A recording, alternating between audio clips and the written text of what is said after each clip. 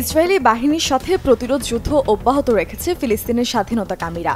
ইতিমধ্যে রাফার সংঘাত ৩৫ দিন পার করেছে, আর গাজায় যুদ্ধ পৌঁছেছে ২৩৭তম দিনে।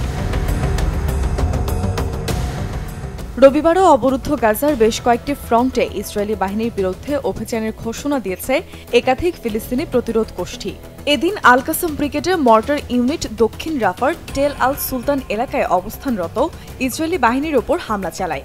এ সময় তাদের একটি স্নাইপারের কাছাকাছি এলাকায় অবস্থিত একজন ইসরায়েলি সেনাকে গুলি করে। ফিলিস্তিন ইসলামিক জিহাদের আল কুদস ব্রিগেডের সাথে একটি যৌথ অভিযানও পরিচালনা করে আল কাসম ব্রিগেড। পূর্ব রাফার সুফা সামরিক ঘাঁটিতে রকেট হামলা চালায় তারা। এই হামলার ফলে রবিবার বিকেলে অবৈধ খামের বসতিতে সতর্কীকরণ সাইরেন বেজে ওঠে। আল কাসম ব্রিগেডের যোদ্ধারা একটি সার্ফেস টু এয়ার মিসাইল ব্যবহার করে রাফার উপর দিয়ে উড়ে যাওয়া ইসরায়েলি অ্যাপাচি অ্যাটাক হেলিকপ্টারকে টার্গেট করে। একই সাথে আল কাসমের মর্টার ইউনিট রাফা শহরের কুয়েতি হাসপাতালের কাছাকাছি অগ্রসরমান ইসরায়েলি বাহিনীকে বাধা দেয়।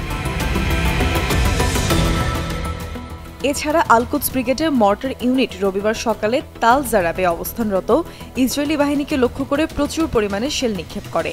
রাফা শরণার্থী শিবির, বিশেষ করে ইবনা শিবিরে আল কুদস ব্রিগেড মর্টার শেল দিয়ে সরাসরি ইসরায়েলি বাহিনীর সাঁচোয়া যান টার্গেট করে। গোষ্ঠীটি কারেম আবু সালেম সামরিক সাইটে এক ঝাঁক 107mm রকেট এবং মর্টার শেল দিয়ে হামলা চালায়।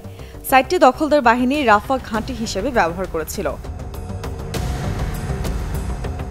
এদিকে নেটজারিমেও সফল হামলা চালিয়েছে আল আকসা শহীদ ব্রিগেড। এদিন তাদের যোদ্ধারা সেখানে অবস্থানরত একজন ইসরায়েলি সেনাকে অপহরণ করে। একই ফ্রন্টে ব্রিগেডের যোদ্ধারা কৌশলগত অবস্থান নিয়ে দখলদার বাহিনীর দিকে মর্টার শেল এবং 107mm রকেট দিয়ে হামলা করে। এদিন আল মুজাহিদিন ব্রিগেডের যোদ্ধারাও অপারেশনে অংশ নেয়। তারা নেটজারিমে দখলদার বাহিনীর উপর একটি হামলায় অংশ নেয়। সেখানে তারা ইসরায়েলি বাহিনীর দিকে রকেট হামলা চালায়। অন্যদিকে গাজায় নতুন করে হামলা শুরু করেছে ইসরায়েল। ইহুদিবাদী সেনাদের হামলায় আল দারাজ এলাকায় একই পরিবারের 6 সদস্য নিহত হওয়ার খবর পাওয়া গেছে। ফিলিস্তিনি সিভিল ডিফেন্স জানিয়েছে এই হামলায় শহীদদের মধ্যে একজন গর্ভবতী ফিলিস্তিনি মহিলাও ছিল। একই হামলায় আরও বেশ কয়েকজন আহত হয়েছে। মৃতের সংখ্যা আরও বাড়তে পারে বলে আশঙ্কা করছে কর্তৃপক্ষ। এছাড়া আল সুজাইয়া এলাকার একটি বাড়িতে অন্য আরেকটি হামলায় বেশ কয়েকজন ফিলিস্তিনি আহত হয়েছে। ইসরায়েলের হামলায় গাজা এখন ধ্বংসস্তূপে পরিণত হয়েছে। প্রতিদিনই বাড়ছে মৃতের সংখ্যা। এত কিছুর পরও ফিলিস্তিনি জনগণ এবং প্রতিরোধ যোদ্ধারা দখলদারদের বিরুদ্ধে তাদের প্রতিরোধ যুদ্ধ অব্যাহত রেখেছে। ইসরায়েলের হামলার জবাবে লাগাতার অভিযান চালিয়ে যাচ্ছে স্বাধীনতাকামী গোষ্ঠীগুলো।